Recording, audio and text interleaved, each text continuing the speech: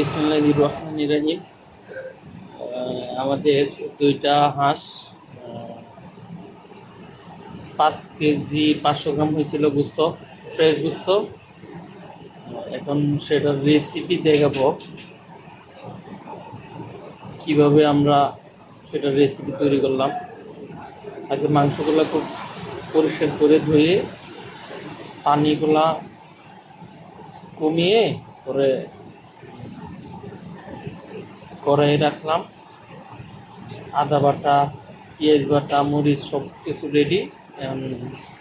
প্রয়োজন মতো আমরা দিয়ে দেব। পেঁয়াজ পরিমাণ মতো অল্প দিয়ে দিলাম, পেঁয়াজ বাটা আছে।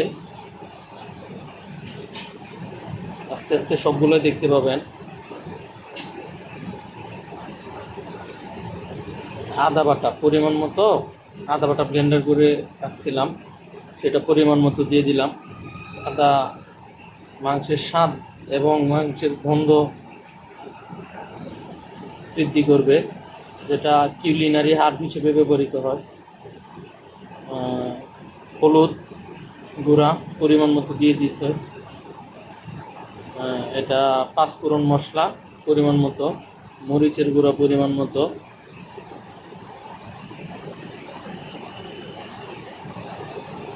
পরিমাণ মতো লবণ বা কাঁচামরিচ, এটা স্বাদ বৃদ্ধি করবে। তেল দেওয়া হলো, তেল দিয়ে এখন সেটা মাংস এবং মশলাগুলো ভালোভাবে মাখাতে হবে। মাখানোর পর একটু সময় রেখে দিয়ে 20 থেকে 25 মিনিট রেখে দিয়ে সেটা আবার অল্প আগুনে, সেটা গ্যাসের আগুন হতে পারে বা লাকড়ির আগুন হতে পারে, যেটাই দেন, অল্প আগুনে প্রচুর পরিমাণে সিদ্ধ করতে হবে। পানি প্রথমে দেওয়া যাবে না।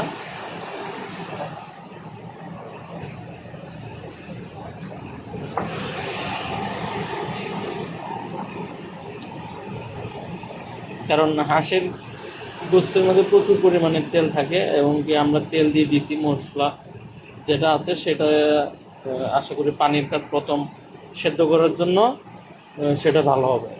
এমনকি একটা জিনিস খেয়াল রাখতে হবে, সেটা হলো মাখানো মানে চুলার উপরে বা গ্যাস আপনি যেটার উপরে দিতে পারতেন, যে ভালো করে ঢাকনা দিয়ে ঢেকে দিতে হবে, যে কোনো কারণবশত যেন ওটার ভাপটা যেন বের হইতে না পারে। ভাপটা আপনি যত বেশি আটকাতে পারবেন তত বেশি ভালো হবে এবং মাংসটা সিদ্ধ হবে। আর অবশ্যই যে জিনিসটা মাথায় রাখতে হবে সেটা হচ্ছে প্রচুর সময় নিয়ে অল্প আগুন দিয়ে জাল দিতে হবে, এবং খেয়াল রাখতে হবে যেন শুকায় না যায়।